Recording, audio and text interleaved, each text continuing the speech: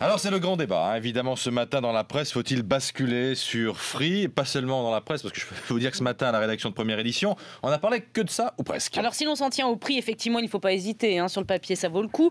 Dans le détail nous allons voir, ce qui est certain c'est que les autres opérateurs font tout en ce moment effectivement pour nous retenir. Ils sont prêts, s'il le faut, à nous fournir des solutions sur mesure. Peut-être que c'est le moment d'en profiter. Nicolas de la Barrère, Pierre-Antoine Durand. Je suis venue chez Free aujourd'hui pour changer de forfait parce que leur prime m'a de suite séduite, quoi. Et elle n'est pas la seule, les clients font même la queue devant cette boutique, l'une des rares que possède l'opérateur. Pourtant, rien ne sert de se précipiter. Free met en vente au moins 3 millions de forfaits illimités à bas prix et les opérateurs historiques vont forcément répliquer avec peut-être des offres plus ciblées. Il faut attendre ce que va faire le reste du marché et ensuite se décider et surtout de bien regarder ce dont on a besoin aujourd'hui en tant que consommateur. On n'a pas toujours besoin de surfer pour 3 gigas sur Internet, on n'a pas besoin toujours d'appels illimités, donc il faut bien regarder quelle est sa consommation actuelle. Autre bémol, l'offre ne comprend que le forfait. Il n'y a pas de mobile à ce prix-là, qu'il faut acheter son mobile à crédit. Or, aujourd'hui, quand on regarde pour un iPhone 4S par exemple chez Free, il faut payer 20 € par mois pendant 36 mois. Donc 20 € plus 20 €, ça finit par faire un forfait à 40 €, ce qui est souvent moins cher chez les concurrents. Si vous n'avez pas besoin de changer de téléphone portable, l'offre de Free reste imbattable à l'heure actuelle.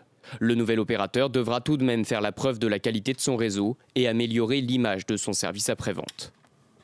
Alors on vient de voir la partie consommateur. Nicolas Dos, vous allez aborder vous la partie économique de la téléphonie mobile, grosse industrie. Ouais, c'est pas que de la conso, que de la vente. La téléphonie mobile, c'est pas qu'un prix imbattable, c'est pas qu'un contrat sibyllin, d'ailleurs tellement bref par endroit qu'il en manque un peu de clarté, ça vous l'avez vu. La téléphonie, c'est une industrie. C'est un colossal réseau. Ce sont des exigences de débit de plus en plus fortes. Car il n'y a plus que la voix, mais il y a désormais Internet, vous le savez, ça s'affiche partout sur les écrans. Alors la question que je me pose ce matin, en cassant les prix, Free va-t-il gagner suffisamment d'argent? C'est bien d'aller capter des clients à coup de marketing super agressif, mais qu'est-ce qui reste derrière? Qu'est-ce qui reste pour élargir le réseau?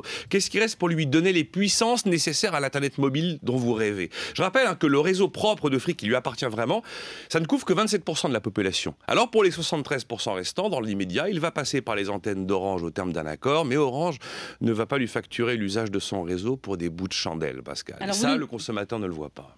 Très bien, heureusement que vous êtes là pour nous le dire. Vous nous dites en gros que Free assure en fait son succès aujourd'hui, sans se soucier de ce qui arrivera demain. C'est un peu la cigale. Il y a un peu de ça, effectivement. Alors, il faut reconnaître que la guerre commerciale, pour l'instant, a réussi à Free. Car Iliad, la maison mère de Free, est la seule entreprise française fondée il y a 20 ans, qui est toujours française, toujours indépendante et qui dépasse le milliard d'euros de chiffre d'affaires. Ce qui d'ailleurs, au passage, en dit quand même long sur la difficulté pour faire grandir une entreprise en France. Iliad vaut aujourd'hui en bourse autant que TF1, Lagardère et Air France réunis. Oui, mais dans le marketing ultra low cost, dans la course au volume, dans la course à la part de marché, il y a le risque aussi de pratiquer la politique de la terre brûlée et à terme de fragiliser le réseau, voire peut-être de le tuer le réseau. Parce que si pour lutter, les concurrents sont contraints de suivre absolument la même logique, d'aller vers du toujours moins cher, eh bien, il y a un moment où le prix low cost engendre des réseaux low cost aussi. Donc vous nous dites quand même ce matin que Free c'est très bien, on ne peut pas leur reprocher grand-chose, mais il y a quand même quelques bémols. On va le dire comme ça, l'histoire que je raconte sera peut-être démentie à l'avenir, c'est vrai.